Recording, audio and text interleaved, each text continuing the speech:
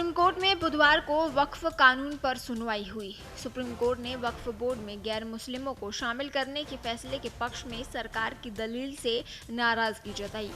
सरकार ने दलील दी थी कि इसी तर्क के हिसाब से वक्फ से जुड़े मामलों की सुनवाई हिंदू जजों की बेंच को नहीं करनी चाहिए। सुप्रीम कोर्ट में जब सॉलिसिटर जनरल की दलील सामने आई तो सीजेआई भड़क उठे। सीजेआई संजीव खन्ना ने साफ साफ कहा कि सॉरी मिस्टर मेहता, हम जब बेंच पर बैठते हैं तो किसी भी धर्म के नहीं होते हैं। सुप्रीम कोर्ट में आज भी वक्फ कानून पर सुनवाई है। दरअसल सीजेआई संजीव खन्ना, जस्टिस संजय कुमार और जस्टिस केवी विश्वनाथन की बेंच वक्फ अधिनियम 2025 के उन प्रावधानों पर सवाल उठा रही थी जो केंद्रीय वक्फ परिषद और राज्य वक्फ बोर्ड में गैर मुस्लिम सदस्यों को मनोनीत करने की अनुमति देते हैं। मामले की सुनवाई के दौरान सीजेआई ने कहा कि आप ये कहना चाह रहे हैं कि मुसलमानों सहित अल्पसंख्यकों को भी हिंदू धार्मिक संस्थानों का प्रबंधन करने वाले बोर्ड में शामिल किया जाना चाहिए। कृपया इसे खुलकर कहें।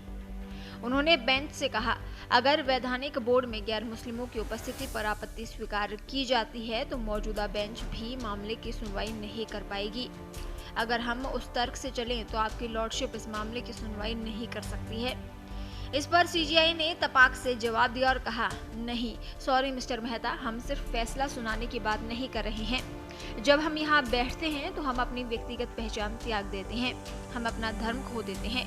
हम पूरी तरह से धर्मनिरपेक्ष हैं। हमारे लिए एक तरफ या दूसरी तरफ एक ही है।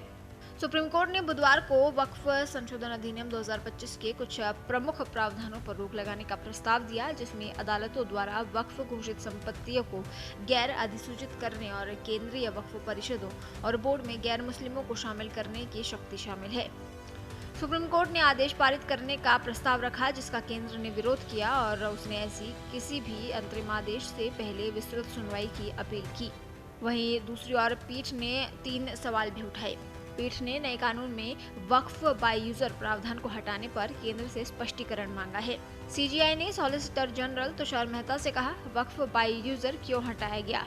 सर्वोच्च अदालत ने कहा कि 14वीं से 16वीं शताब्दी के बीच बनी ज्यादातर मस्जिदों के पास सेल डीड नहीं होंगे, ऐसे में उन्हें कैसे रजिस्टर किया जाएगा। सॉलिसिटर जनरल तुषार मेहता ने कहा कि उन्हें इसे रजिस्टर करवाने से किसने रोका।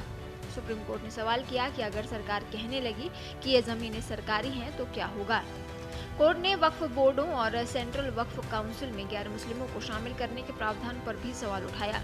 उच्चतम न्यायालय ने केंद्र से पूछा कि क्या वो मुसलमानों को हिंदू धार्मिक न्यासों का हिस्सा बनने की अनुमति देने को तैयार हैं।